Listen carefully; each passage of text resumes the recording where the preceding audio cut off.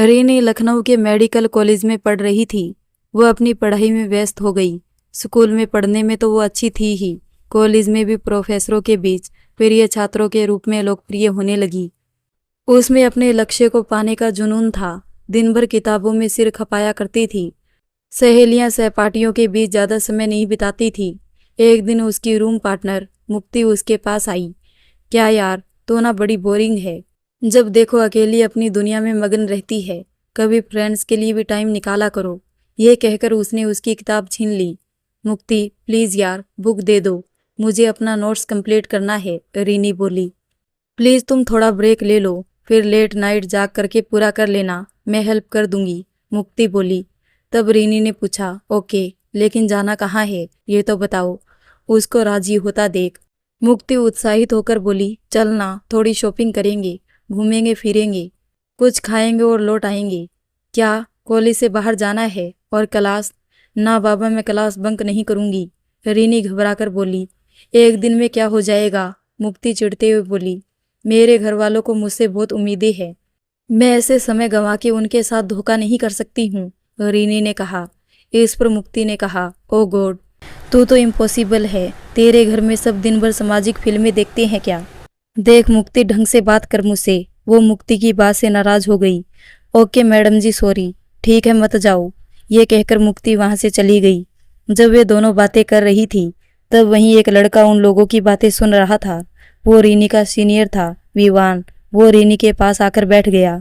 Sorry disturb करने के लिए। रीनी उसे जानती थी। वो भी एक होनहार छात्र था। पढ़ाई में अक्सर वो उसकी मदद कर दिया करता था। पढ़ाई से संबंधित बात तो वे दोनों अक्सर करते थे, लेकिन कोई पर्सनल बात करने को वो कभी नहीं आया था।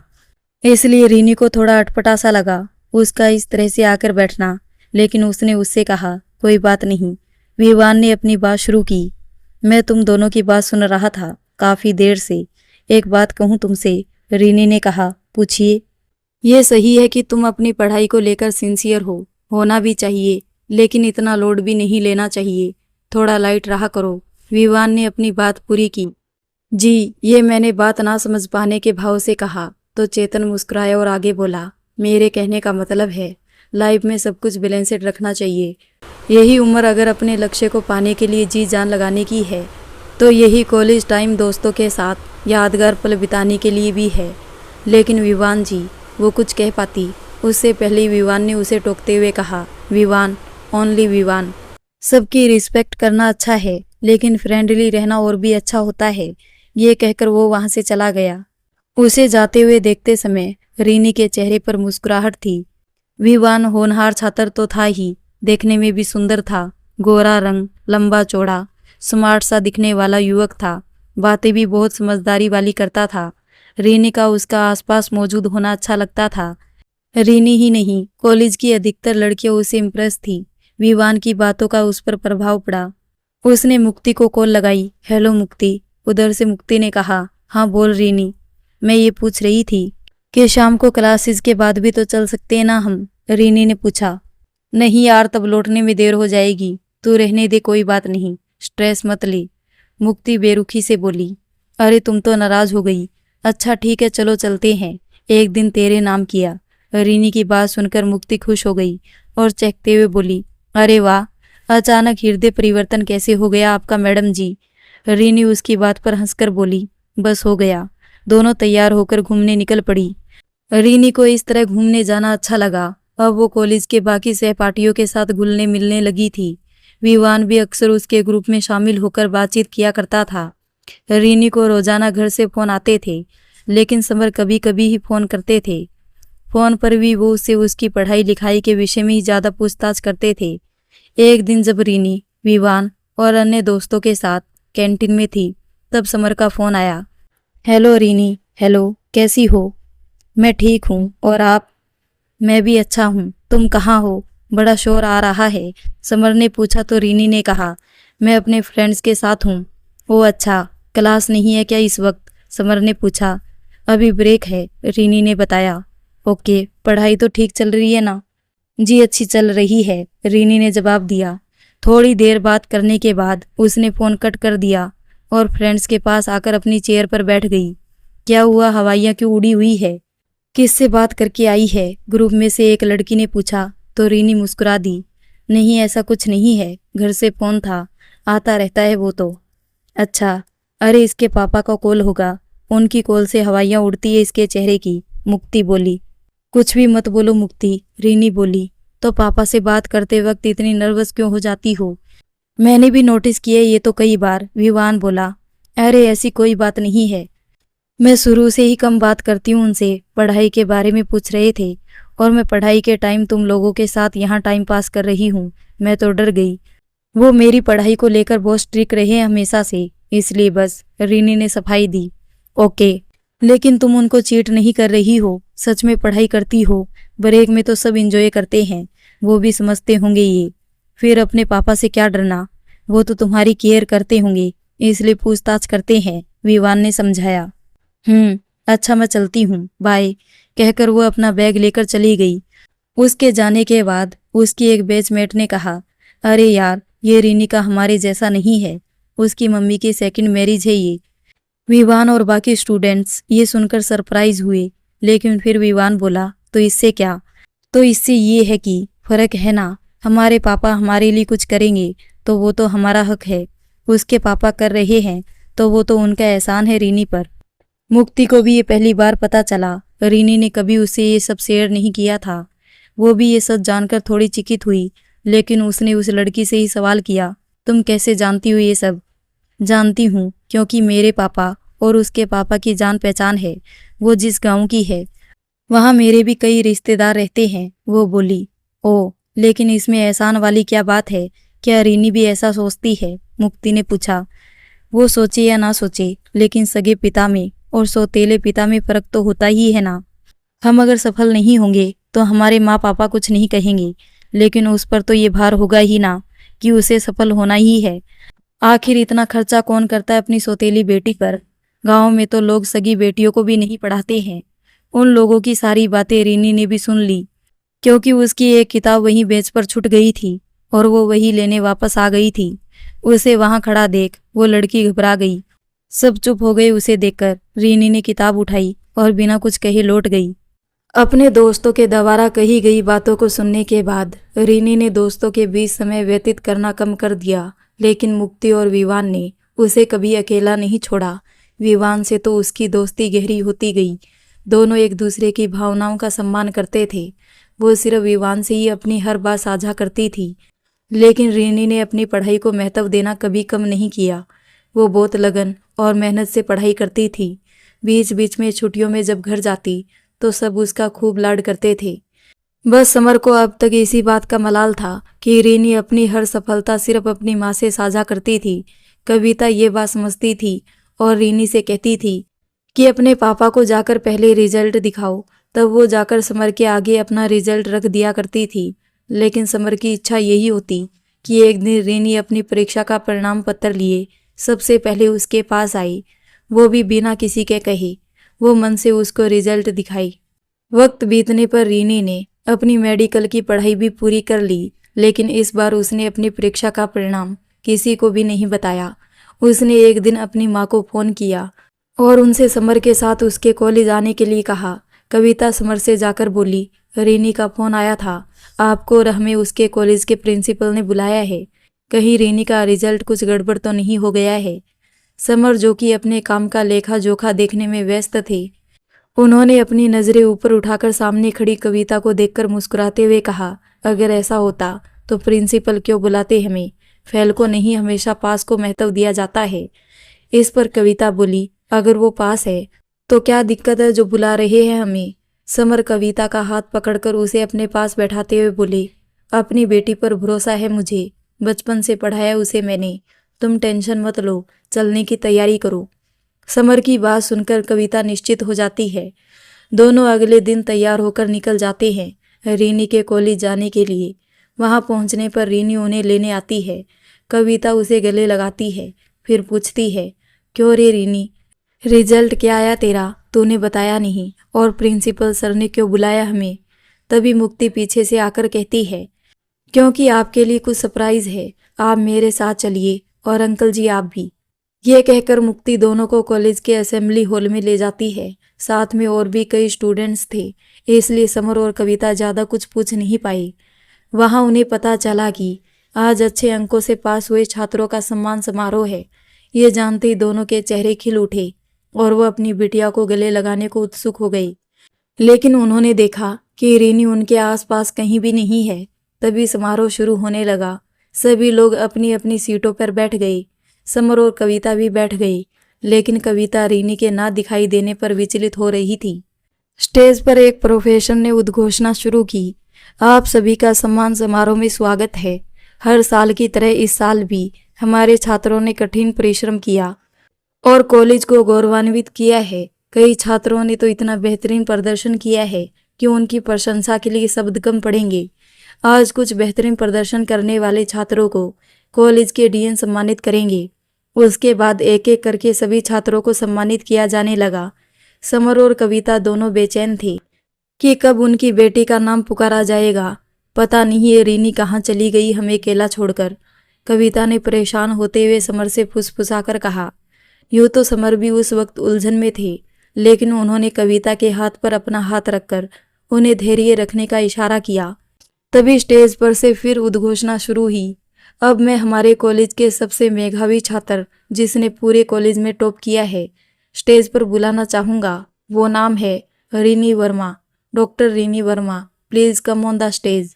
अपनी बेटी का नाम सुनकर समर और कविता के उत्साह और हर्ष की सीमा नहीं थी। दोनों की निगाहें चारों ओर रीनी को तलाशने लगी। तभी रीनी बैक स्टेज से स्टेज पर आती हुई दिखाई दी। उसके आते ही पूरा हॉल तालियों की गड़गड़ाहट से गूंज उठा। तभी डीन मेडल और ट्रॉफी लिए आगे बढ़े, लेकिन रीनी ने वहां उद्घोषणा कर रहे प्रोफेसर से कुछ कहा, जिससे थोड़ा सन्नाटा छा गया। समर कविता भी सोचने लगी कि रीनी आखिर क्या कह रही है। असल में रीनी ने प्रोफेसर से कुछ कहने के लिए माइक मांगा था, जो कि उन्होंने उसे दे दिया।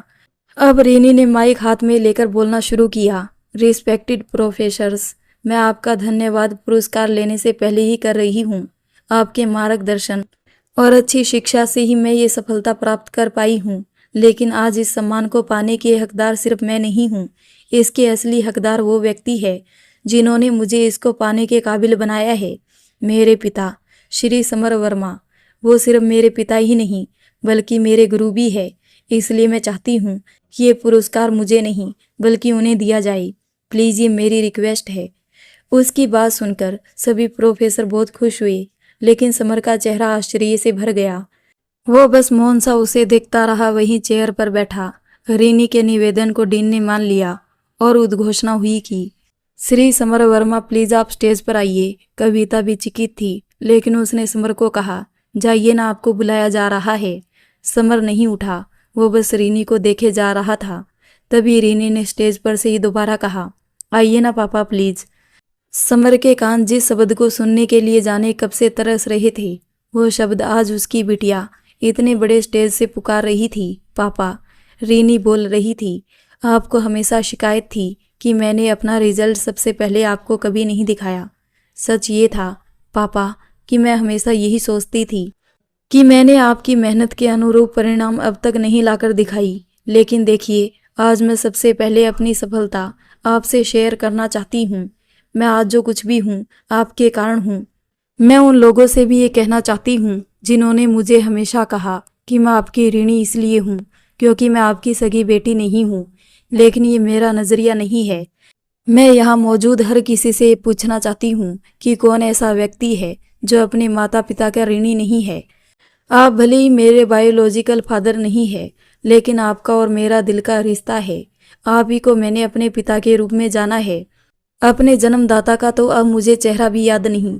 अगर आपको भरोसा ना हो तो मम्मी से पूछ ले। मैंने कभी उनसे अपने असली पिता की फोटो देखने की भी इच्छा जाहिर नहीं की, क्योंकि मेरे लिए वो स्थान सिर्फ आपका था। मेरा ये जीवन तो आपका दिया है, जिसे आपने अपने प्यार, परवाह और सही शिक्षा से संवारा है। अन्य बच्चों की तो सिर्फ सूरत अपने माता पिता से मिलती होगी, मेरा तो चरित्र आपके जैसा है। कहते हुए वो रो पड़ी, फिर आंसू पोंछकर बोली, प्लीज पापा, पिता का स्थान भी आपका है और ये सम्मान भी आपका है, आइए ना। रीनी जब ये सब कह रही थी, तब वहां सीट पर बैठे समर वर्मा भी आंसू बहा रहे थे। तभी कविता ने उनके कंधे पर हाथ रखा और उनका ध्यान टूटा उन्होंने अपने आंसू पोंछे और स्टेज की ओर बढ़ गए। वहां मौजूद हर व्यक्ति प्रसन्नतापूर्वक तालियां बजाने लगा। समर स्टेज पर पहुंचे तो रीनी ने अपना पुरस्कार उन्हें दिलवाया। डीन ने उन्हें मेडल और पुरस्कार राशि भी दी। रीनी ने अपना परीक्षा प्रमाण पत्र भी समर को दिया। पापा, ये लीजिए मेरा रिजल्ट, अपना आशीर्वाद दीजिए। ये कहकर वो उनके पैर छूने को झुकी तो समर ने उसे रोक दिया और अपने कलेजे से लगा लिया। दोनों के लिए भावुक क्षण था। वहां खड़े सभी लोग इस भावुक क्षण को देख खुद भी भाव विभोर हो रहे थे। समर ने उसे खुद से अलग किया और दोनों हाथों से उसके कंधों को थामकर कहा, I am proud of you बेटा, और अपने गले से मेडल उतारकर उसे पहनाते हुए बोले, गुरुजनों के पैर छुओ, मेरे नहीं। रीनी ने वहां खड़े डीन सहित सभी प्रोफेसरों के पैर छुए। सभी लोगों ने फिर से तालियां बजाई। दोनों स्टेज से नीचे उतरकर कविता के पास आए। कविता भी आंसुओं से भीग चुकी थी, फिर भी सज्जल नैनों से मुस्कुराते हुए समर से बोली, आप खुश है? आपकी बेटी अब डॉक्टर बन गई है।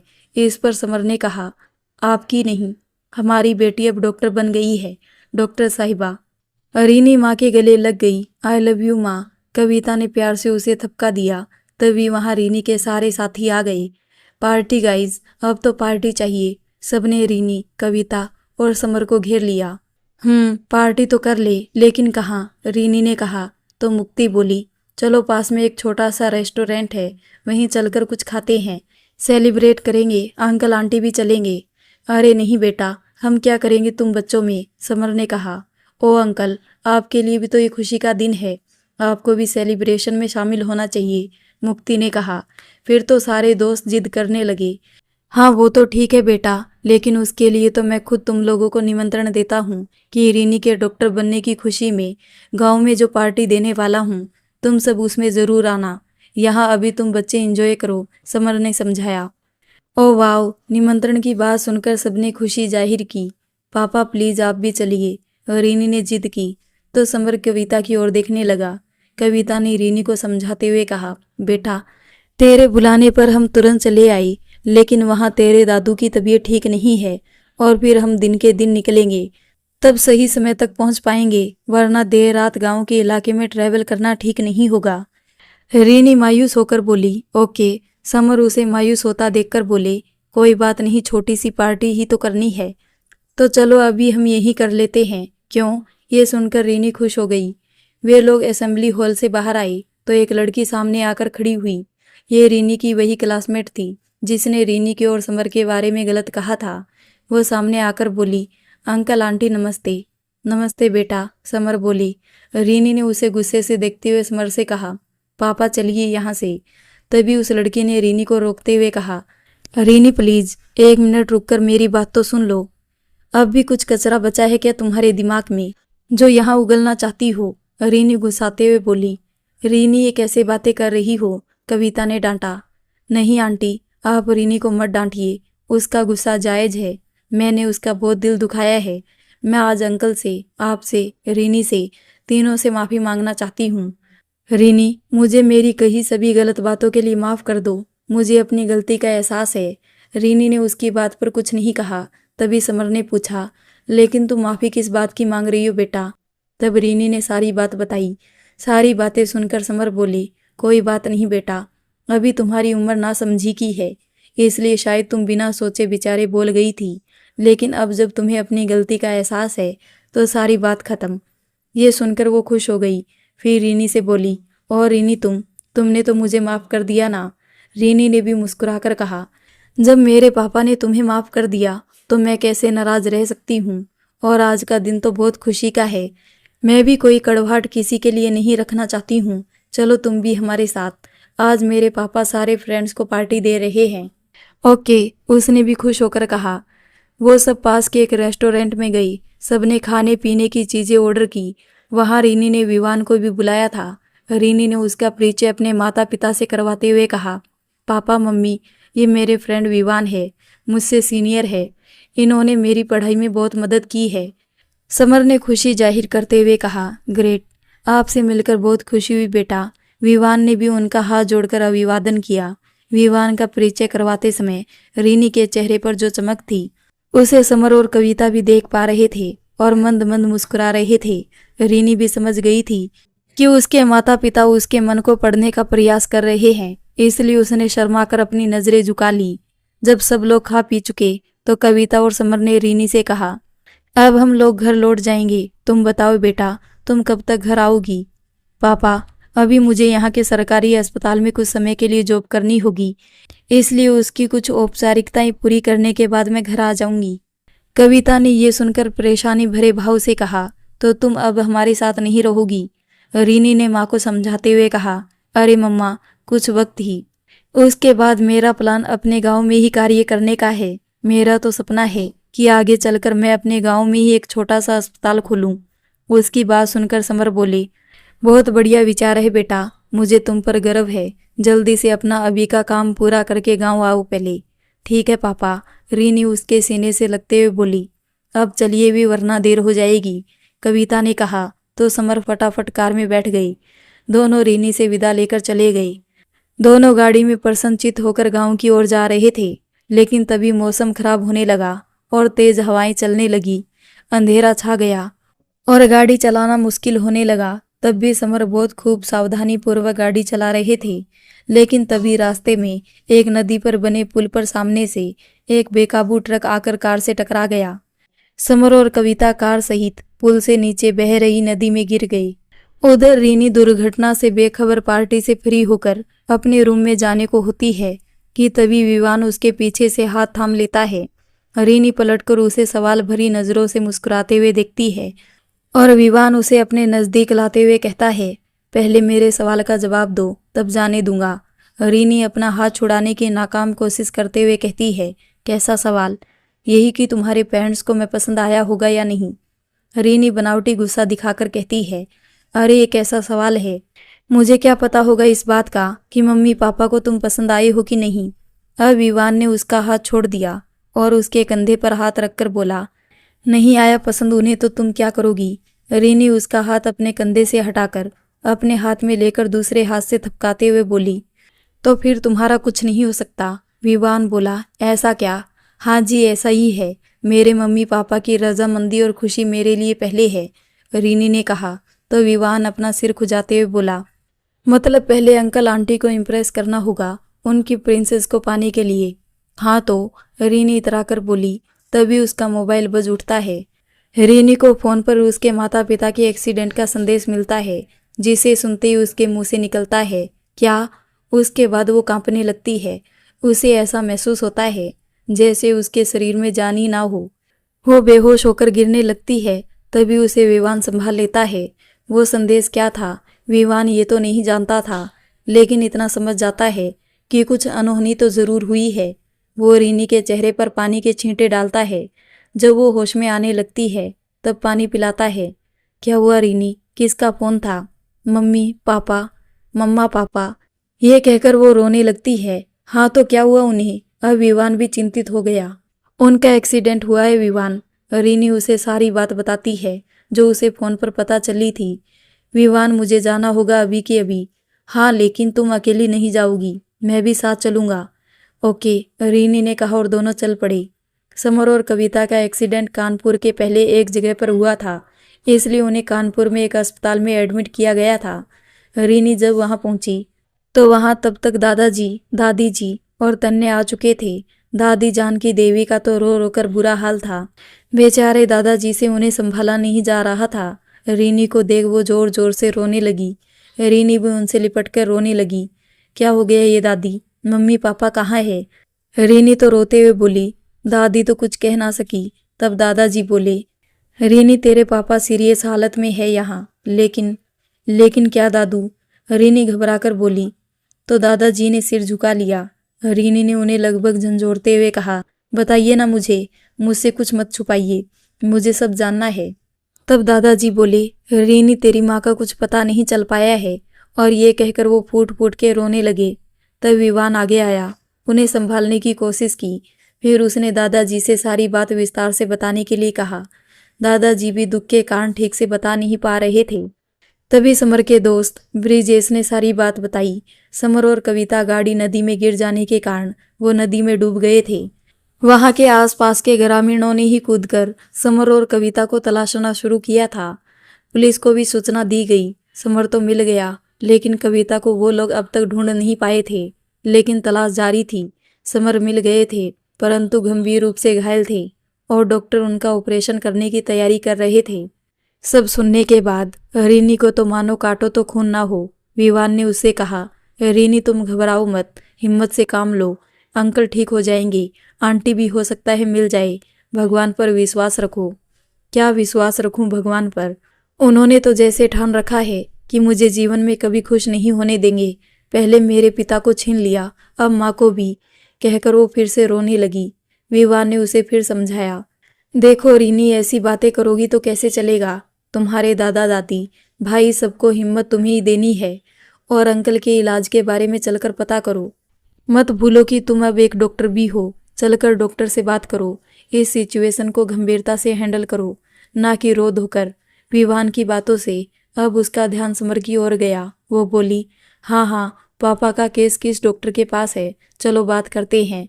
वो और विवान डॉक्टर से मिलने गए। समर का ऑपरेशन जारी था, इसलिए उन्हें इंतजार करना पड़ा। ऑपरेशन होने के बाद डॉक्टर बाहर आई। रीनी तुरंत डॉक्टर के पास जा पहुंची।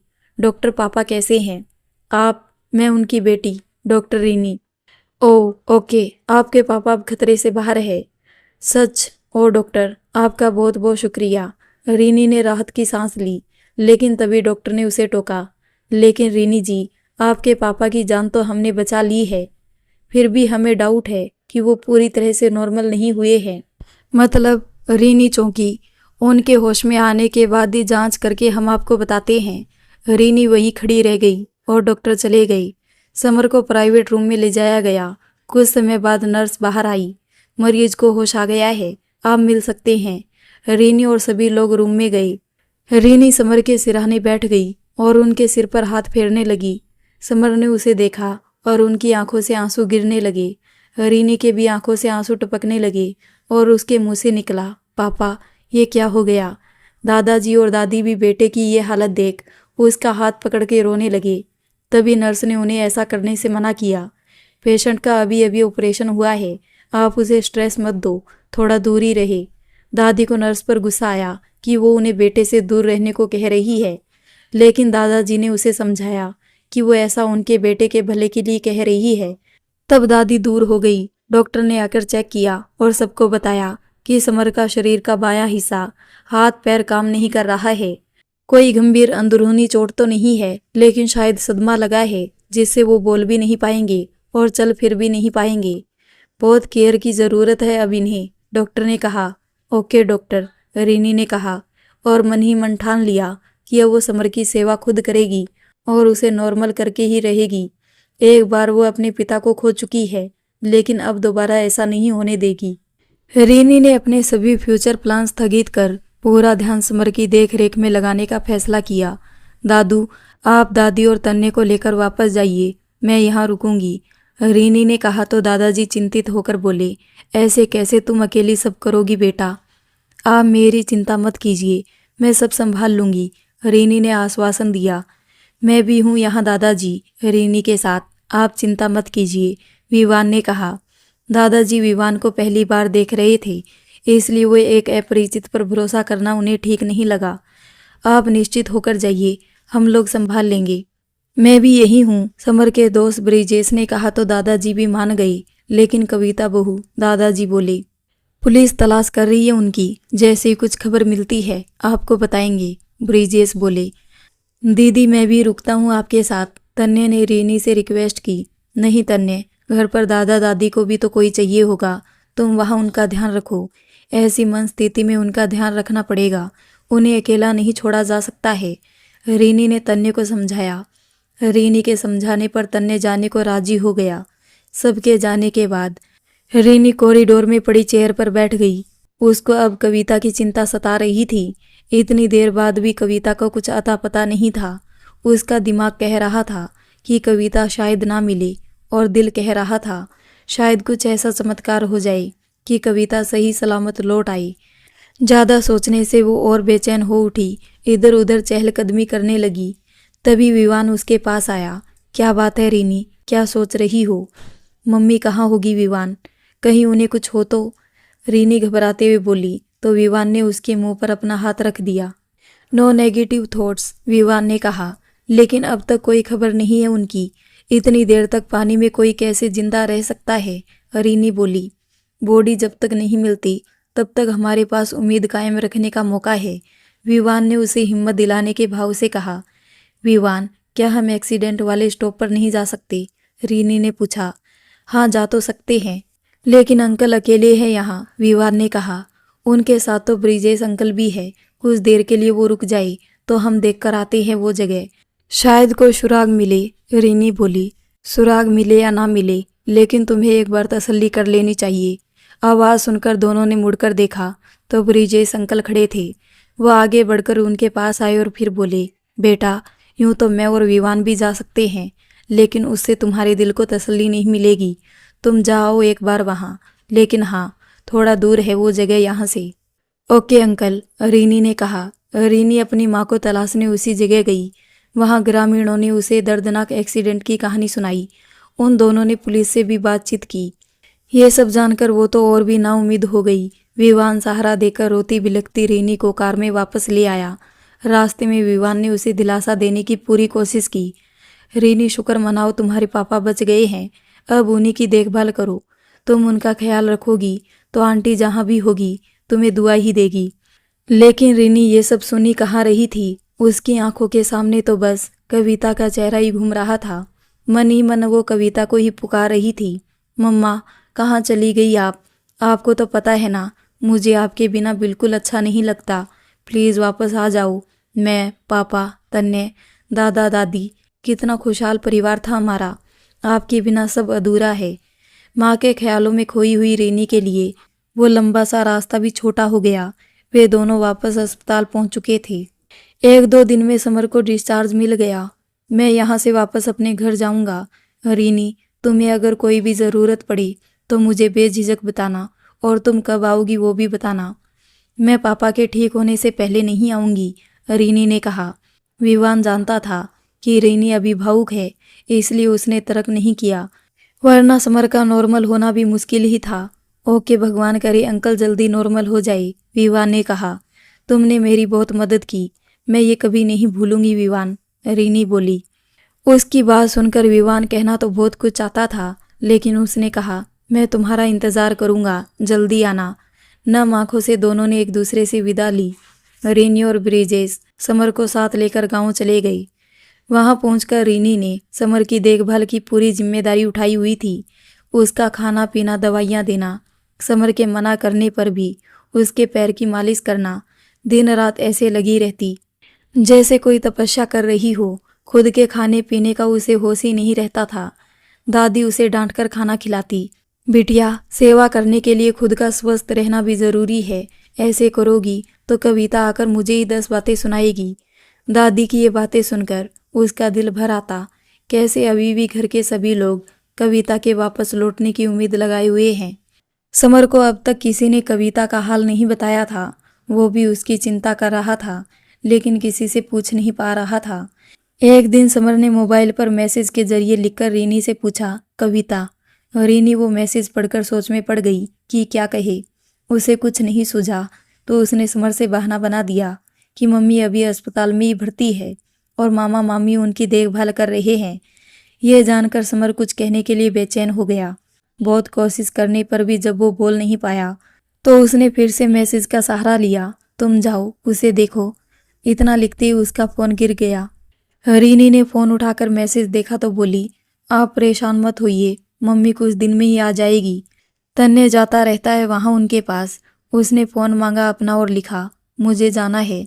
समर की बेचैनी देख रीनी को लगा शायद उसने समर से ये झूठ बोलकर बड़ी गलती कर दी है। पहले आप ठीक हो जाइए, डॉक्टर ने बेड रेस्ट बताई है ना आपको। यह सुनकर समर झुंझला कर रह गया। अब रीनी समर से ज़्यादा बात करने से बचने लगी, लेकिन उसकी सेवा वो पूरे मन से करती रही। समर उसको इस तरह से उसका ख्याल रखते देखकर सोचता, यही वो रीनी है जिसे कभी वो अपनाना नहीं चाहता था। आज उसके सबसे मुश्किल समय में वही उसका सहारा है। शायद उसकी अपनी बेटी भी इतना ना कर पाती। रीनी की सेवा अब असर दिखाने लगी थी। समर के हाथ पैर में अब थोड़ी हरकत होने लगी थी। बोलने का प्रयास भी वो करने लगे थे।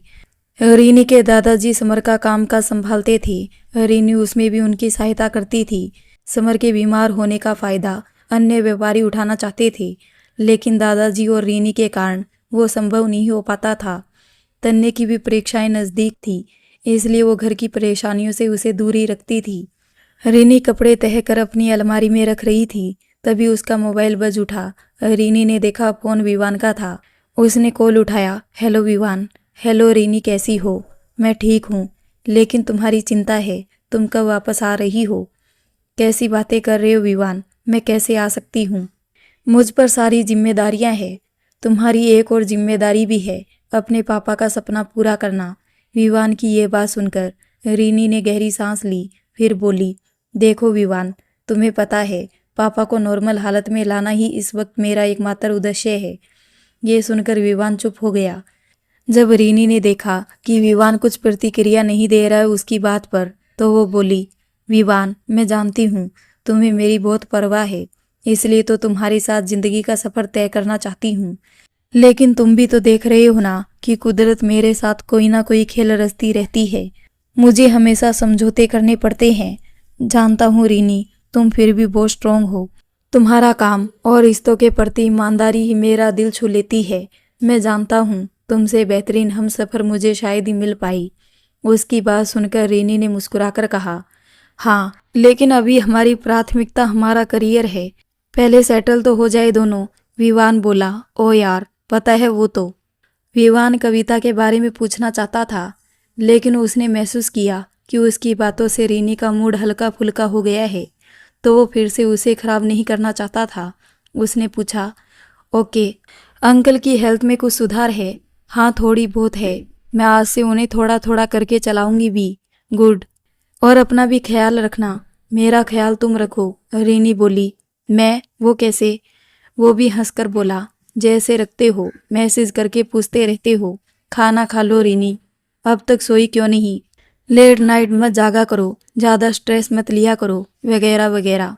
रीनी की बातें सुनकर वो हंसने लगा और बोला, लगता है आज रीनी मैडम का मूड पापा में इम्प्रूवमेंट देखकर बहुत अच्छा हो गया है। रीनी उसकी बात सुनकर बोली, क्या करूं, अब बस एक पापा ही तो है मेरे पास, माँ का तो कुछ पता नहीं। और ये कहते हुए वो फिर से रुआंसी हो गई। ओके ओके, अब तुम रोना नहीं। मुस्कुराती हुई मेरी रीनी बहुत प्यारी लगती है। तुम्हारी आवाज़ में ये खनक बहुत मिस की है मैंने। प्लीज़ रोना नहीं। उसकी बात सुनकर रीनी ने अपने आंसू रोक लिए और मुस्कुराकर बोली, तुम मेरे साथ हमेशा रहना विवान। हमेशा तुम्हारे साथ ही हूँ मैं, और रहूँगा भी, प्रॉमिस। तुम भी अपना ख्याल रखना। बाय। रीनी बोली। बाय कहकर विवान ने फ़ोन कट कर दिया। अपनी अलमारी ठीक करने के बाद रीनी रसोई में गई। दादी किसी बात पर तन्ने पर नाराज हो रही थी। कुछ सुनता नहीं है ये लड़का, बस अपनी जिद। रीनी दादी को पीछे से दोनों कंधों से पकड़कर लाड जताते हुए बोली, क्या हुआ दादी, क्यों नाराज हो रही है आप? नाराज मैं नहीं हो रही हूँ, तेरा भाई खुद पता नहीं किस बात पर मुंह फुलाए हुए है। दूध गर्म करके दिया, लेकिन ये बिना पिए वापस रखकर चला गया। पूछ रही हूँ तो बोलता भी नहीं है। अब मेरी बूढ़ी हड्डी में इतना दम नहीं कि उसके पीछे पीछे घूमूं। तेरी माँ ने वैसे भी काम करने की आदत छुड़ा दी है मेरी। लाचार बनाकर खुद चली गई। दादी को भावुक होता देख रीनी ने स्थिति संभालने का प्रयास किया। चिंता क्यों करती है आप दादी? मम्मी नहीं तो क्या हुआ, उनकी ये बेटी आपकी हर मुश्किल हल करेगी। आप आराम करिए, तन्ने से मैं बात करती हूँ। तू किसका किसका ध्यान रखेगी, क्या क्या करेगी? दादी परेशान होकर बोली, मैं अकेली कहाँ करती हूँ, आप, दादू और तन्ने सबका साथ भी तो है। सब ठीक हो जाएगा। लाइए दूध मुझे दीजिए। पता करती हूँ आपका प्रिंस का मूड क्यों खराब है। दादी भी मुस्कुरा दी और उसे दूध का गिलास पकड़ा दिया। रीनी दूध लेकर तन्ने के पास पहुंची, जो कि आंगन में बैठा था। तन्ने, क्या बात है, तुम दादी का कहना क्यों नहीं मान रहे हो? उन्हें क्यों सता रहे हो? जानते हो ना कि वो आजकल कितनी परेशान रहती है।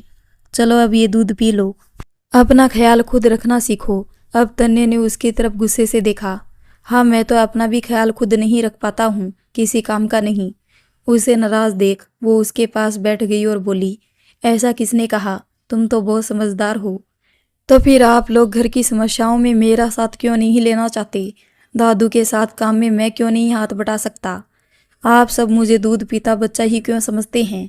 तन्ने झुंझलाकर बोला, ओ तो ये बात है। रीनी दूध की तरफ फिर तन्ने की तरफ देखकर मुस्कुराते हुए बोली। वो अभी भी मुंह फेरे बैठा रहा। रीनी ने प्यार से उसका चेहरा अपनी ओर किया और बोली, कोई तुम्हें दूध पीता बच्चा नहीं समझता है, बल्कि तुम पर तो बड़ी जिम्मेदारी है। प्लीज़ दी, अब आप अपनी बातों में मत बहलाओ मुझे, तन्ने बोला। अरे मैं क्यों बहलाऊंगी, तू बेटा है इस घर का और तुझे ही पापा का सारा काम देखना है, उनका सहारा बनना है। मैं तो आज हूँ, कल पराए घर चली जाऊंगी।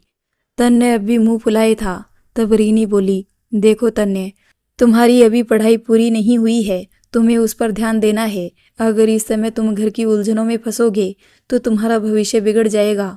पापा को ये बिल्कुल अच्छा नहीं लगेगा और मम्मी को भी।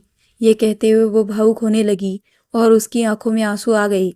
तो तन्ने ने उसके आंसू पोंछे। सॉरी दी, मैं अब आपको और किसी को भी घर में गुस्सा नहीं करूँगा। तो फिर ये दूध पीकर दिखा।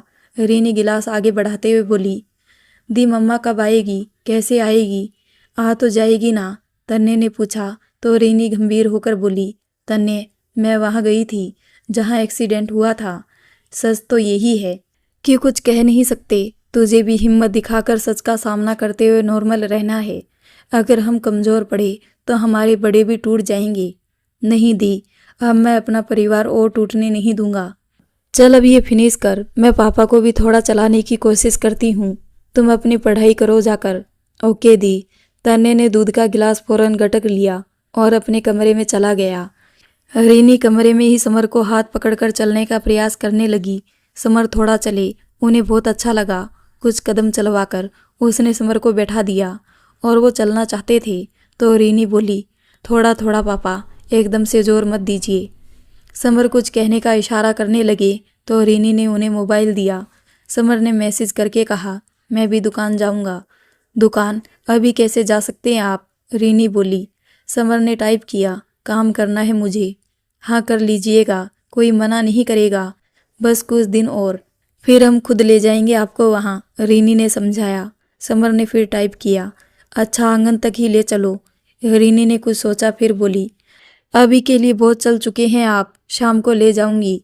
समर ने फिर टाइप किया, जिद्दी लड़की। मैसेज पढ़कर रीनी हंस पड़ी और कमरे से निकल गई। समर के चेहरे पर भी हल्की मुस्कान थी। शाम को फिर वो उन्हें व्हील चेयर पर आंगन में ले गई।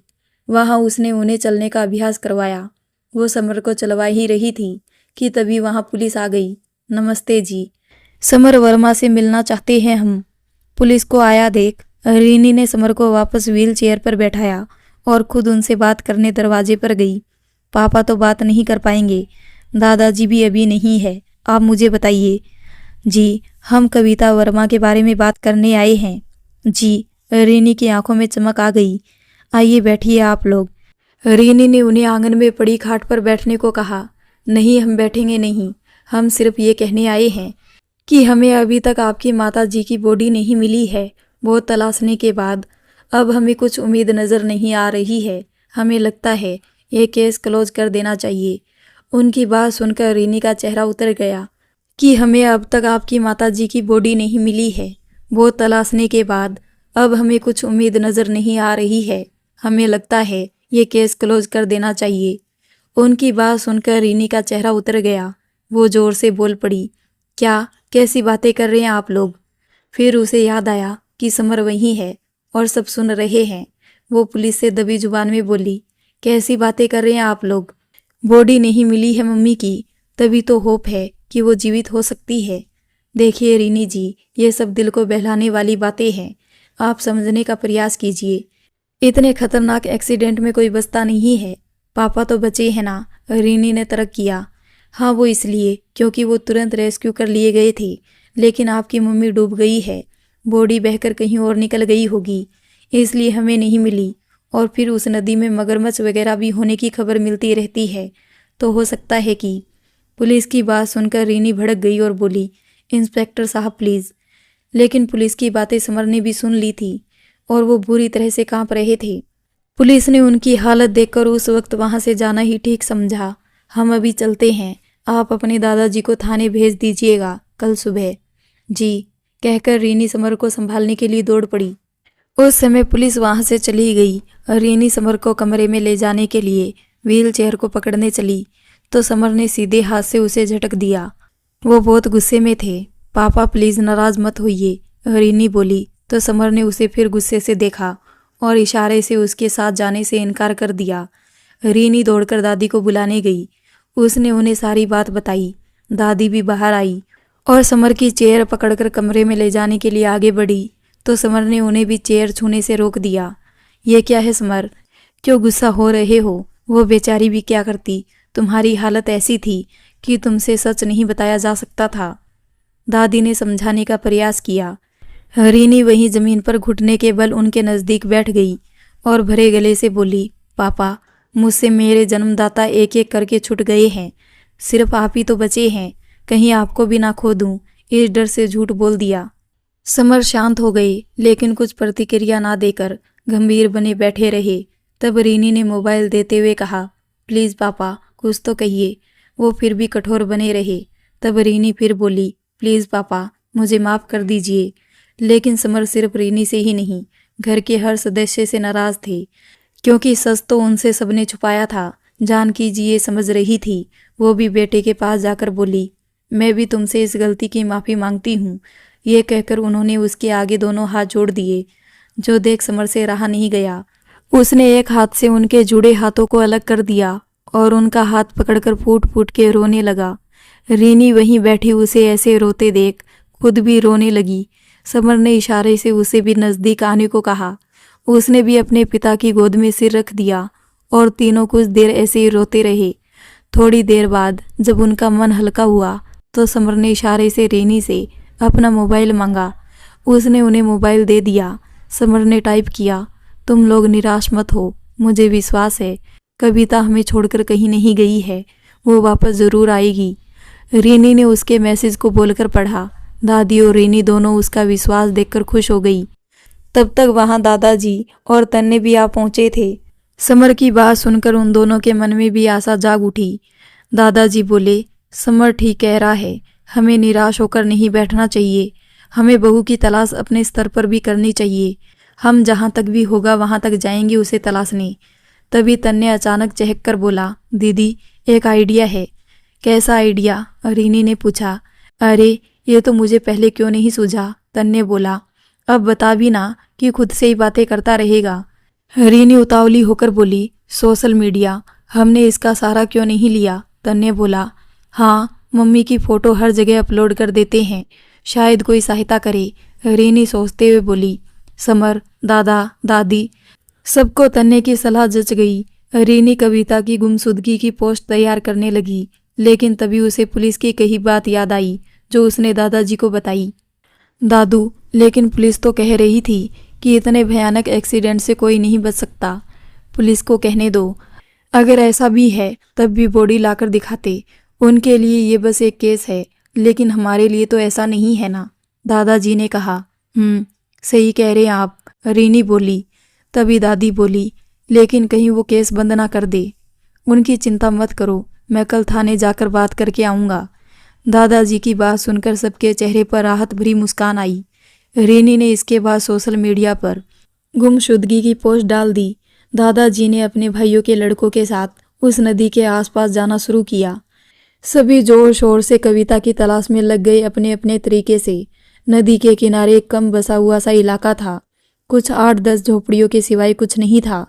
प्रकृति की पूरी कृपा थी जैसे उस स्थान पर, यह सच कहे तो जंगल का ही इलाका था वो। वहाँ के लोग बाहरी लोगों से लगभग कटे हुए से थे।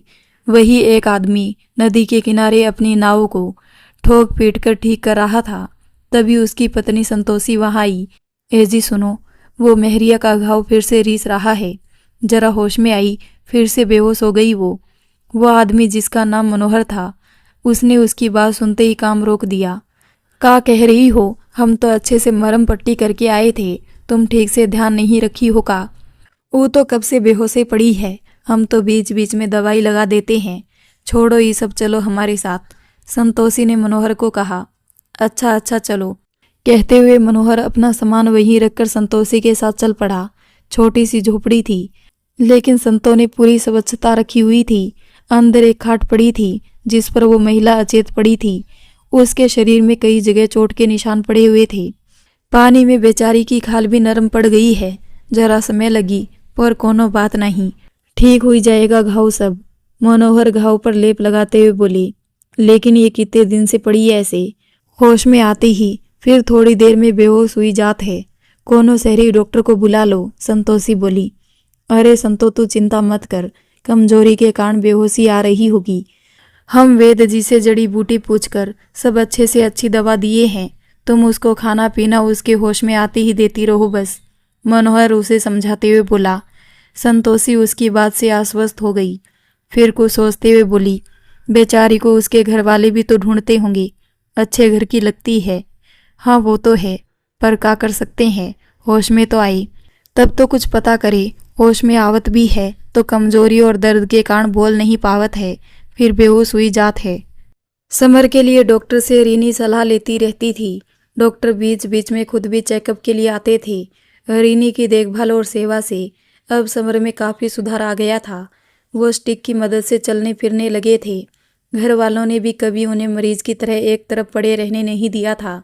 वो हमेशा सबके बीच में बैठते।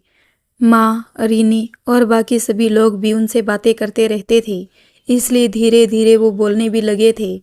आज सुबह से ही उन्होंने रीनी और तन्ने को आवाज़ लगाई। घर में सभी इसी बात से खुश थे, क्योंकि वो करीब महीने भर से भी ज़्यादा होने के बाद आज बोले थे। माँ ने खुश होकर खीर बनाई थी, जो समर को बहुत पसंद थी। सब अधिकतर आंगन में बैठते थे। उस समय भी बैठे थे। रीनी के मोबाइल पर विवान का फ़ोन आया था। सब रीनी की ओर ही देखने लगे। रीनी थोड़ा सकुचा गई तो समर ने उसे इशारे से कहा, अलग जाकर बात कर लो। उनकी स्वीकृति मिलते ही रीनी ने अंदर जाकर उसकी कॉल रिसीव की। हाय विवान बोलो। हाय रीनी, क्या हो रहा है? पहले से सब बेहतर है, पापा चलने और बोलने लगे हैं। गुड, तो फिर क्या सोचा है अब? अभी पूरी तरह से सेल्फ डिपेंड तो नहीं है, लेकिन वो ओके देख लो, जैसा हो बताना फिर। वहाँ आने में थोड़ा समय और लग सकता है। एक बार आकर फॉर्मेलिटीज तो पूरी कर जाओ। 1-2 दिन के लिए तो अब निकल ही सकती हो, ये भी ज़रूरी है। रीनी ने कुछ जवाब नहीं दिया, क्योंकि वो खुद सोच विचार में पड़ गई थी। उसकी बात सुनकर तब विवान आगे बोला, अच्छा सुनो, मैंने तुम्हें ये बताने के लिए फ़ोन किया था कि मैं कुछ दिनों के लिए हेल्थ कैंप के लिए कानपुर के पास के गांव में जा रहा हूँ, तो यहाँ भी आओगे? देखो मेरे साथ टीम है पूरी, कह नहीं सकता, कोशिश करूँगा। और वैसे भी मेरा काम उन गांव में जाने का है जहाँ स्वास्थ्य सुविधाएं बिल्कुल भी नहीं है, तो उन क्षेत्रों को पहले कवर करना होगा। ग्रामीण क्षेत्रों में जाकर स्वास्थ्य के प्रति जागरूक करना, उनको हाइजीन के बारे में जागरूक करना, यही सभी काम है। हेल्थ कैंप लगेगा वहाँ। ओह अच्छा, काश इन सब में मैं भी जुड़ पाती। कितना इंटरेस्टिंग साउंड कर रही है तुम्हारी बातें। तुम पहले ड्यूटी तो ज्वाइन करो। विवान की बात सुनकर रीनी का उत्साह ठंडा हो गया। ओके, अभी फ़ोन रखती हूँ, फिर बात करूँगी तुमसे। टेक केयर, यू टू, कहकर विवान ने फ़ोन काट दिया। रीनी फ़ोन कट होने के बाद भी वही कमरे में खड़ी उधेड़-बुन में पड़ गई। तभी समर ने उसके कंधे पर पीछे से हाथ रखा। हाँ, वो हड़बड़ाकर पलटी। पापा आप खुद क्यों आए, मुझे बुला लिया होता। समर अटकते हुए बोला, ठीक हूँ मैं, तुम लखनऊ जाओ, मेरी चिंता मत करो। लेकिन पापा, रीनी कुछ बोलती, इससे पहले समर ने उसे चुप रहने का इशारा किया। ठीक है पापा, मैं 1-2 दिन में लौट आऊंगी, रीनी ने कहा। गुड, समर ने उसके सिर पर हाथ रखकर कहा। तभी जानकी जी कमरे में खीर ले आई। ले समर, खीर खा ले। खीर देखकर समर ने लेने से इनकार कर दिया। खा ले, मैंने खास तुम्हारे लिए बनाई है बेटा, जानकी जी ने कहा। मन नहीं है, कविता आएगी तब बनाना, समर ने कोशिश करके पूरी बात कही। समर, मुझे भी कविता की कमी खलती है, लेकिन तुझे भी पहले जैसे स्वस्थ होते देखना कम खुशी नहीं है मेरे लिए। तेरे बहाने घर में भी सब सामान्य हो पाएंगे, जानकी जी बोली। तब रीनी ने भी समझाया, हाँ पापा, आप खाएंगे तो सब खुश होकर खा लेंगे, ऐसे तनाव में कब तक जिएंगे। दोनों की बात सुनकर समर ने खीर का प्याला ले लिया। सब ने मिलकर खीर खाई। विवान अपनी टीम के साथ टूर पर निकल गया था। वो गांव जाकर हेल्थ कैंप लगाने लगा। रीनी ने विवान को फ़ोन किया। हेलो विवान, मैं लखनऊ आ चुकी हूँ। ओह ग्रेट, अचानक कैसे प्लान किया? पापा अब काफ़ी बेहतर थे, इसलिए उन्होंने ही कहा मुझे जाने के लिए। तो तुम्हारा लखनऊ का काम हो गया? हाँ, अभी कर रही हूँ, 1-2 दिन बाद लौट जाऊंगी। गुड, तुम कहाँ हो? मैं तो अभी ट्रेवल कर रहा हूँ। ओके, फिर बाद में बात करती हूँ। उधर विवान की टीम ने एक गांव में हेल्थ कैंप लगाया। गांव वालों को सेहत के प्रति जागरूक किया जाने लगा। घर घर भी वे लोग जाते और कैंप में आने के लिए प्रेरित करते। एक दिन विवान कैंप में बैठा था, सभी लोग का चेकअप कर रहा था। तभी एक आदमी परेशान सा वहां आया। वो विवान की टीम के एक डॉक्टर से कुछ अनुनय विनय कर रहा था। विवान उसके पास गया और बोला, क्या बात है भाई, मुझे बताओ। साहेब, पास में हमारा छोटा सा गांव है। हमारे भाई के घर में एक जन की तबीयत बहुत खराब है। क्या हुआ है उसे? विवान ने पूछा। साहेब, उसके साथ दुर्घटना हुई गई रही। घाव भरने के लिए देसी इलाज किया। घाव तो थोड़े भरे हैं, लेकिन होश नहीं आ रहा है। बस जिंदा है वो समझो। ओह, तो तुम लोग ऐसे मामले में भी देसी इलाज कर रहे हो? पहले ही डॉक्टर के पास ले जाना चाहिए था। साहिब, यहाँ तो दूर दूर तक कोनो अस्पताल नहीं है। ऐसे ही सबका इलाज किया जाता है। विवान को उस पर गुस्सा तो आया, लेकिन उसने उससे ज़्यादा बहस करना व्यर्थ समझा। उसने कहा, ठीक है डॉक्टर पूरब, आप चले जाइए इनके साथ। मैं यहाँ के पेशेंट को देख लेता हूँ। ओके डॉक्टर विवान, कहकर डॉक्टर पूरब अपनी मेडिकल किट लेकर उसके साथ चले गए। वह आदमी उसे मनोहर और संतोषी के घर ले गया। वहां जाकर डॉक्टर उस घायल औरत की जांच करने लगे। इनकी हालत तो बहुत गंभीर है, ये कैसे हुआ सब? मनोहर और संतोषी ये सुनकर डर गए। कहत रहे तो से शहरी डॉक्टर को बुला लाओ, लेकिन नहीं, कोनो बात नहीं सुनते वो हमरा। संतोषी मनोहर पर गुस्सा होने लगी। मनोहर भी डरा हुआ था। गलती हुई गई, क्या करते? आज तक तो ऐसा कभी नहीं हुआ कि वैद्य जी की दवाई काम ना करे। तब डॉक्टर पूरब बोले, क्या हुआ है इन्हें? ये बताइए पहले कि इनकी ऐसी हालत क्यों हुई है? ये तो कोई गंभीर एक्सीडेंटल केस लग रहा है। साहिब, ई मेहरिया हमको नदी किनारे पड़ी मिली रही, घायल हालत में। हम इको खूब सेवा करे रहे, तब तो ई और बुरी हालत में रही। जगह जगह से घाव रिश्ते रहे। मनोहर घबराते हुए बताने लगा सब कुछ, जिसे सुनकर डॉक्टर पूरब बोले, हालत तो अभी भी ठीक नहीं है। हाँ, ऊपर के घाव जरूर थोड़े ठीक है। 1 मिनट, अभी बताता हूँ मैं आपको क्या करना है। फिर उन्होंने भी विवान को कॉल किया और सारी बात बताई। सब कुछ सुनकर विवान ने पहले तो उसे वहीं इमरजेंसी उपचार करने को कहा, लेकिन वो बोल ही रहा था कि उसके दिमाग में कविता के एक्सीडेंट वाली बात आई। उसके दिल और दिमाग दोनों इशारा कर रहे थे कि हो ना हो, ये कविता हो सकती है। उसने डॉक्टर पूरब से कहा, 1 मिनट डॉक्टर, आप उस आदमी से पूछो उसे ये औरत कब मिली। डॉक्टर पूरब ने मनोहर से पूछा, तुम्हें ये मैडम कब मिली थी? यही कोई महीना सवा महीना रहा होगा। मनोहर याद करने का प्रयास करते हुए बोला। डॉक्टर पूरब ने उनकी बात विवान तक पहुंचाई। अब तो विवान का विश्वास और मजबूत होने लगा। उसने डॉक्टर पूरब से कहा, डॉक्टर आप वहीं रुकिए, मैं भी आ रहा हूँ। लेकिन क्यों? मैं मैनेज कर लूँगा, मैं आ रहा हूँ, आप सिर्फ इंतज़ार करिए, तब तक उन्हें इंजेक्शन दे दीजिए, विवान ने कहा। विवान अपना काम दूसरे डॉक्टर को समझाकर वहां से फौरन निकला। रास्ते भर वो भगवान से मांगता रहा कि जैसा अंदेशा उसे हो रहा है वैसा ही हो। मनोहर के घर के पास पहुंचते ही लगभग भागता हुआ सा वो उसके घर के अंदर पहुंचा। घर के अंदर पहुंचकर वहां लेटी महिला को जैसी उसने देखा, उसे अपनी आंखें बंद कर ली, अपने दिल पर हाथ रखा और लगभग चिल्लाते हुए बोला, oh god, oh god, you are great. ये डॉक्टर पूरब उसका ये व्यवहार देखकर कुछ समझ नहीं पा रहे थे। क्या हुआ डॉक्टर विवान, आप अचानक ऐसे क्यों आ गए? मुझे कुछ समझ में नहीं आ रहा, सब समझाता हूँ, पहले आप बताओ इनकी हेल्थ रिपोर्ट मुझे, विवान ने हड़बड़ी दिखाते हुए पूछा। उसके चेहरे पर खुशी और घबराहट दोनों थी। डॉक्टर पूरब उसके चेहरे को पढ़ने का प्रयास भी कर रहे थे और उस औरत की स्थिति से अवगत भी करवाते जा रहे थे। डॉक्टर विवान, इनको तुरंत हॉस्पिटल ले जाने की ज़रूरत है। ओके, बाहर एम्बुलेंस खड़ी है, हम इन्हें कानपुर के सिटी हॉस्पिटल में ले चलते हैं, विवान बोला। और फिर उसने मनोहर और संतोषी को देखकर कहा, वैसे ये इतने दिन से सरवाइव कर रही है तो इसका मतलब कि इनके ठीक होने के अच्छे चांसेस है। संतोषी और मनोहर उनके बोलने के ढंग से उनकी बात समझ नहीं पाते हैं और कुछ प्रतिक्रिया दिए बिना उसका मुंह देखते रहते हैं। विवान समझ जाता है और उनसे पूछता है, ये इतने दिनों से आपके पास है, होश में तो आई होगी कभी की नहीं? तब मनोहर बोला, हाँ आई थी होश माँ, कमजोरी है शायद, दर्द भी तो है, इसलिए शायद फिर बेहोश हुई गई। कितनी बार होश आया? विवान ने पूछा। आती है होश माँ रोज ही लगभग, संतोषी बोली। ये सुनकर विवान के चेहरे पर चमक आ गई। कुछ बताया इन्होंने अपने बारे में? ना ही, बस रीनी, ताना ताना कुछ कुछ नाम लेती रहती है, संतोषी ने बताया। सुनकर विवान बोला, ठीक है। वो डॉक्टर पूरब से बोला, मुझे पूरी उम्मीद है ये ठीक हो जाएगी, कोई खास इंटरनल इंजरी नहीं हुई लगती। तब डॉक्टर पूरब ने उसे टोका, ये बिना टेस्ट के कहना ठीक नहीं होगा। हाँ वो बात तो ठीक है, मैं सिर्फ उम्मीद कितनी है ये देख रहा हूँ। आप एक डॉक्टर की तरह देख रहे हैं और मैं, आपकी कोई लगती है क्या ये? डॉक्टर पूरब ने अपने मन में उठ रहे प्रश्न को पूछ ही लिया। विवान ने जवाब दिया, हाँ ये मेरी दोस्त डॉक्टर रीनी की मम्मी है, मिसेस कविता वर्मा। कुछ समय से लापता थी। ये और अंकल लखनऊ से लौटते समय दुर्घटनाग्रस्त हो गए थे। रीनी के पिता मिल गए थे, लेकिन इनके परिवार वालों ने इन्हें बहुत तलाशा, फिर भी निराशा ही हाथ लगी थी।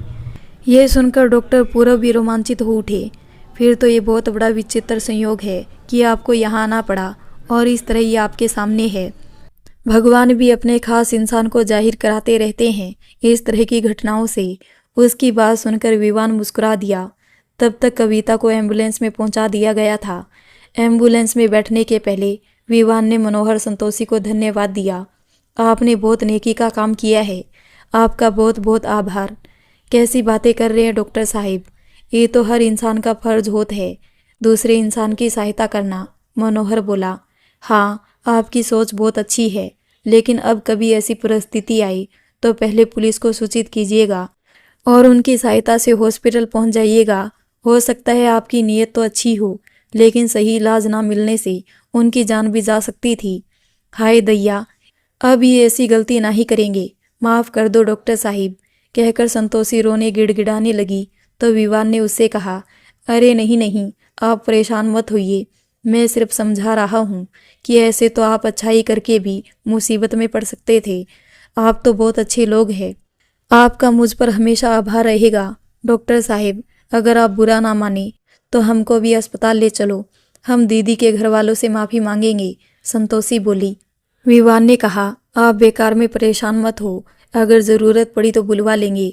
हाँ, पुलिस पूछताछ करे आपसे तो आप लोग घबराना मत, उनको जो सच है वो बता देना, कुछ नहीं होगा। जी डॉक्टर साहिब, वे दोनों बोले। विवान एम्बुलेंस में बैठकर वहाँ से निकल गया। डॉक्टर पूरब कैंप की ओर चले गए और विवान हॉस्पिटल के लिए निकल पड़ा। रास्ते में उसने रीनी को कॉल किया। हेलो रीनी, तुम्हें एक बहुत अच्छी खबर देनी है। हाँ बताओ विवान, किस बात से इतने खुश हो? आंटी का पता चल गया है। क्या? रीनी को अपने कानों पर विश्वास नहीं हुआ। वो विवान से बोली, जो मैंने अभी सुना क्या वो सच है? तुम मजाक तो नहीं कर रहे हो विवान? अरे यार, मैं ऐसे मामले में मजाक कर सकता हूँ क्या? विवान ने कहा। रीनी तो वहीं खड़ी पगलाने लगी खुशी के मारे। वो आसपास देखकर ढूंढने लगी कि किससे अपनी खुशी साझा करे। तभी विवान बोला, अच्छा रुको, मैं तुम्हें वीडियो कॉल करता हूँ। विवान ने वीडियो कॉल के जरिए कविता को दिखाया, जिसे देखकर रीनी भावुक हो गई। विवान, मम्मा ऐसे ऐसे कैसे? तब विवान बोला, रीनी तुम भूल रही हो कि आंटी का एक्सीडेंट हुआ था। 1 सवा महीने से उन्हें प्रॉपर इलाज भी नहीं मिला है। अच्छा छोड़ो, तुम ऐसा करो, तुरंत वहाँ से कानपुर आ जाओ, मैं इन्हें वहीं सिटी हॉस्पिटल ले जा रहा हूँ, वही सारी बात बताऊँगा। ओके ओके, मैं बस निकलती हूँ तुरंत, तुम मम्मा का ध्यान रखो, कहकर रीनी ने फ़ोन काट दिया। वहाँ उसकी सहेली मुक्ति आ पहुँची। रीनी को देखकर वो समझ गई कि ज़रूर कुछ हुआ है। क्या हुआ रीनी, सब ठीक तो है? रीनी की आंखों में आंसू और चेहरे पर खुशी दोनों थे। मुक्ति को दोनों बाजू से पकड़कर रीनी बोली, मुक्ति तुझे पता है आज चमत्कार हो गया, मेरा खोया खजाना मुझे मिल गया। मुक्ति को कुछ समझ में नहीं आया, क्या कहना चाह रही है तू, ठीक से बता। तब रीनी खुद पर काबू करते हुए बोली, मुक्ति मम्मा मिल गई, विवान ने उन्हें ढूंढ निकाला। मुक्ति भी ये सुनकर चौंक गई, क्या, यह तो तूने बहुत खुशी की खबर सुनाई, कहाँ है वो अभी? वो विवान के साथ एम्बुलेंस में थी, उन्हें कानपुर के सिटी हॉस्पिटल ले जा रहे हैं। हॉस्पिटल मतलब वो अभी ठीक नहीं है, मुक्ति बोली। तो रीनी को भी चिंता हुई, कहीं मम्मा की हालत ज़्यादा खराब तो नहीं। रीनी को घबराता देख मुक्ति ने उसे टोका, अरे बिना जाने पूरी बात कुछ भी मत सोच, तुझे कानपुर जाना चाहिए। तब रीनी बोली, हाँ लेकिन उससे पहले घर में सबको बता दूं। हाँ कॉल करो उन्हें, मुक्ति ने कहा। रीनी ने घर पर कॉल लगाई, जिसे तन्ने ने उठाया। उसने उससे सारी बात बताई। वो भी खुशी के मारे चिल्लाने लगा, दादी, दादू, पापा, अरे सब लोग कहाँ हो? देखो दीदी क्या कह रही है। रीनी भी उसको इस तरह चिल्लाते हुए सुनकर हंसने लगी। सब लोग वहां आ गए। तन्ने बोला, पापा, दादी, मम्मी मिल गई। ये सुनते ही सब चौंक गए। सबके मुंह से एक साथ निकला, क्या? तन्ने बोला, हाँ, ये लीजिए दीदी से बात कीजिए, कहकर उसने स्पीकर ऑन कर दिया। उसके बाद तो रीनी पर सबने सवालों की झड़ी लगा दी। इस पर रीनी बोली, अरे अरे रुको, मेरी बात सुनो आप लोग, मुझे अभी ज़्यादा कुछ नहीं पता है। वो मुझे नहीं, विवान को एक गांव में मिली है। उनकी हालत ठीक नहीं थी। इलाज के लिए उन्हें वो कानपुर ले जा रहा है। मैं भी वहीं जा रही हूँ। ये सुनकर समर ने भी वहां पहुंचने को कहा तो रीनी ने सोचा, किसी को भी इस समय मना करने से कोई फायदा नहीं है, कोई मानेगा नहीं, इसलिए उसने कहा, ठीक है, आप लोग भी पहुंचिए। विवान ने कविता को अस्पताल में भर्ती करवाया। वहां के डॉक्टर से बात की और कविता के साथ हुए हादसे के बारे में बताया। कविता के मेडिकल टेस्ट शुरू हो गई। कुछ देर में ही समर अपने माता पिता और तन्ने के साथ वहां पहुंचे। विवान को वहीं इंतजार करता देखकर समर ने पूछा, कविता कहाँ है? अभी उनके जरूरी टेस्ट हो रहे हैं। ठीक तरह से इस वक्त मुझे भी उनका हाल पता नहीं है, विवान ने कहा।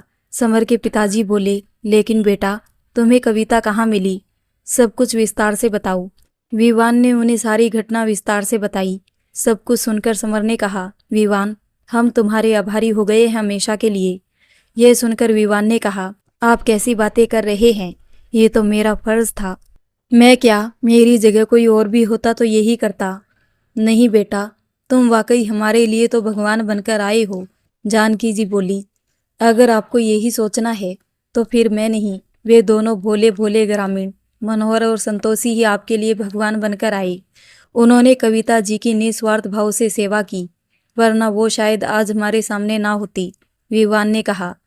तुम ठीक कह रहे हो, हम कविता के ठीक होने के बाद उनसे मिलकर उनका आभार जताने जरूर जाएंगे, जानकी जी ने कहा। वे लोग बातें कर ही रहे होते हैं कि तभी डॉक्टर वहां आ जाते हैं। कविता जी का चेकअप हो गया है, 2 रिपोर्ट आनी बाकी है। अब तक की जो भी रिपोर्ट्स आई है उनके अनुसार कविता जी जल्दी रिकवर कर लेगी।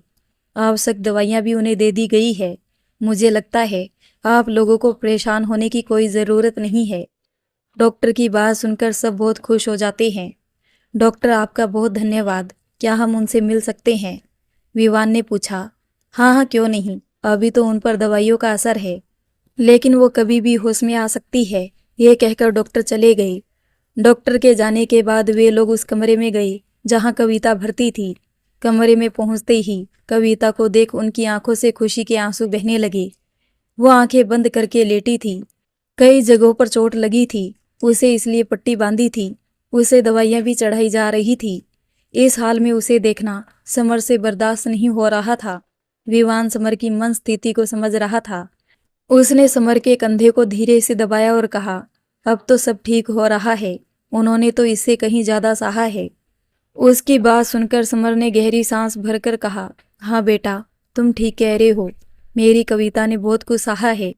नियति ने उसे बहुत दुख दिए हैं, लेकिन देखना, अब मैं उसके पास किसी भी दुख को भटकने भी नहीं दूंगा।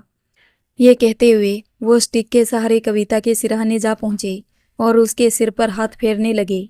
बाकी लोग भी बेड के पास खड़े हो गए। समर के स्पर्श से कविता के हाथों में हरकत हुई। मम्मा को होश आ रहा है, तन्ने चहकते हुए बोला। हाँ कवि, कवि, समर ने उसे पुकारा और कविता धीरे धीरे होश में आने लगी। उसने अपनी आंखों को खोला। उसे पहले तो धुंधला धुंधला सा दिखा, फिर अब साफ नजर आने लगा। अपने चारों ओर सबको देख उसका भी चेहरा खुशी से खिल गया। उसे पेन किलर दी जा चुकी थी, इसलिए उसे इस बार होश में आने पर भी दर्द नहीं हुआ था और ताकत की दवाइयां भी अब उसके शरीर में पहुंच चुकी थी। समर ने उससे पूछा, कैसी हो कविता? ठीक हूँ मैं, वो भी आहिस्ते से बोली।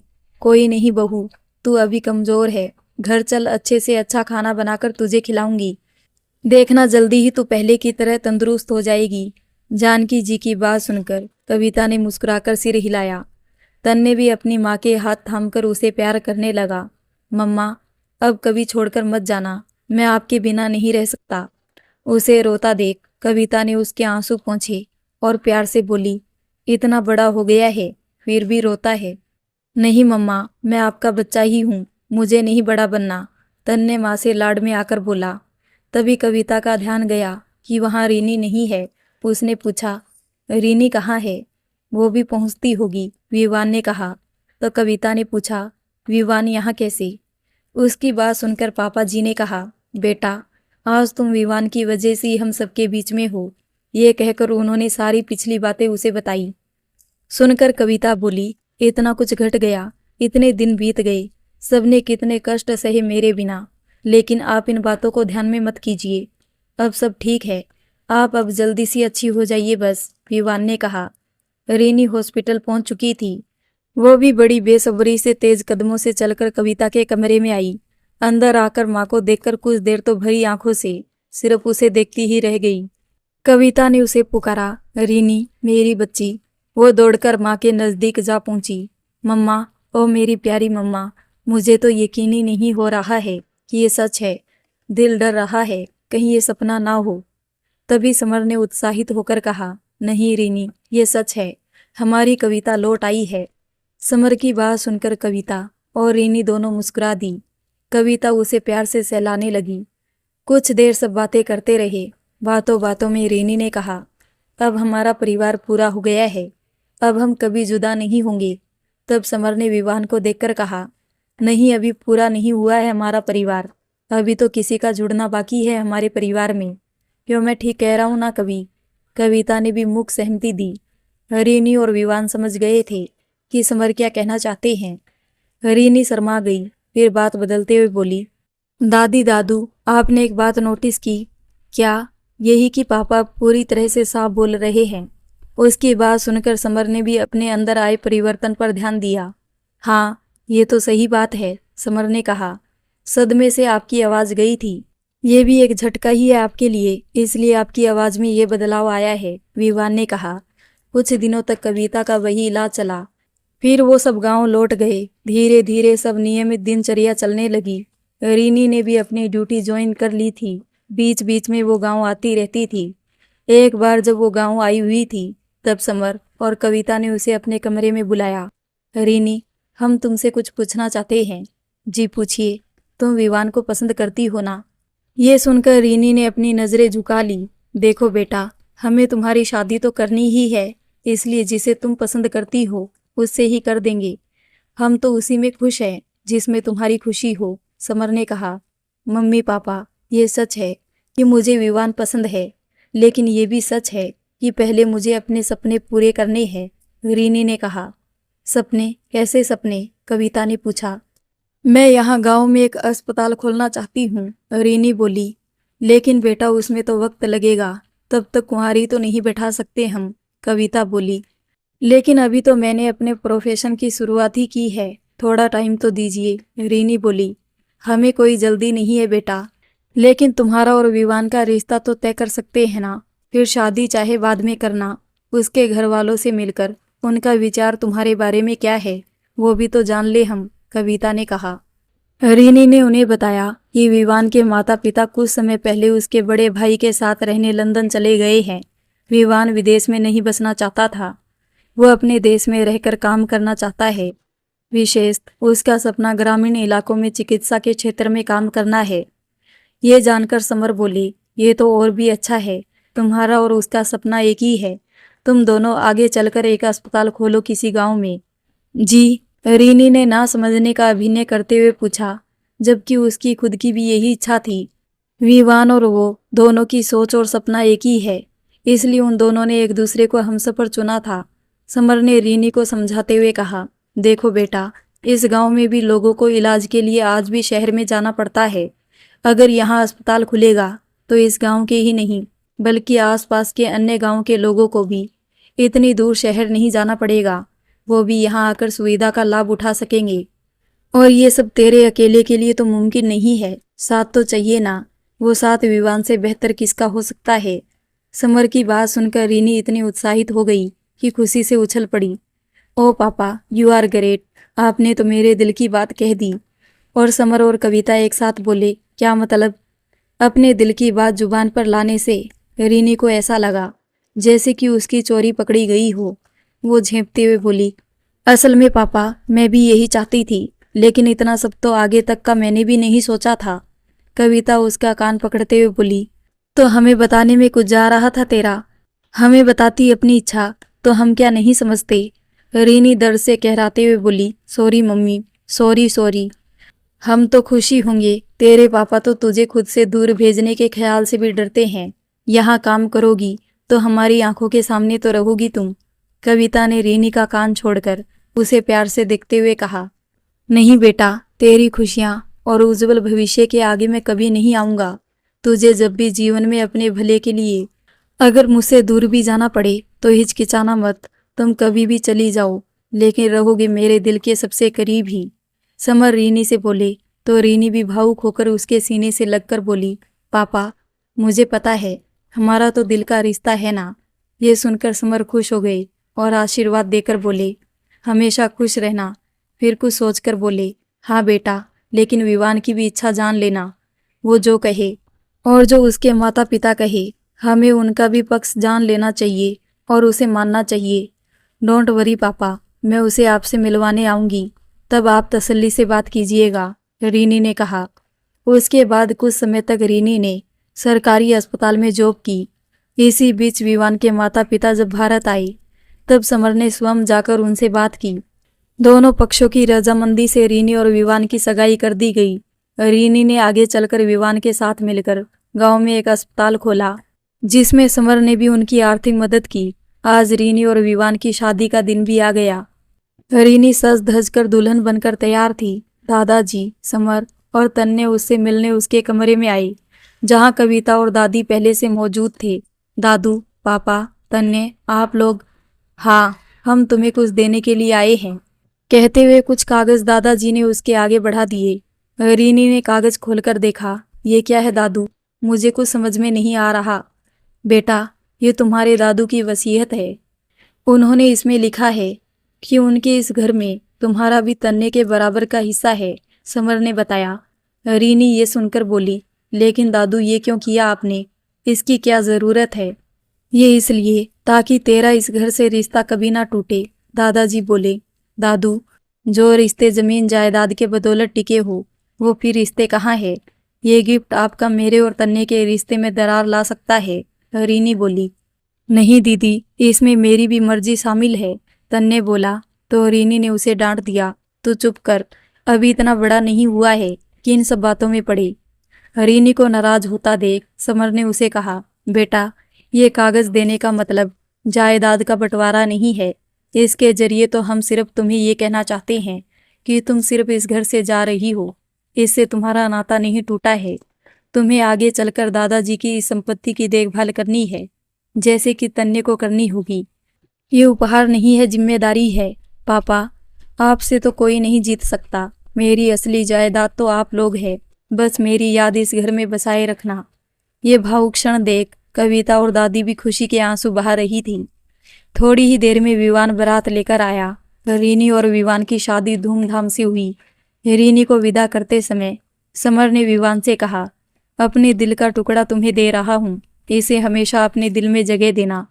विवान ने मुस्कुराकर हाँ में जवाब दिया और दोनों ने झुककर समर के पैर छुए। तो दोस्तों, आपको ये कहानी कैसी लगी? अगर अच्छी लगी हो तो वीडियो को लाइक कर दें, हमारे चैनल को सब्सक्राइब कर लें। मिलते हैं एक और नई कहानी के साथ, तब तक के लिए धन्यवाद।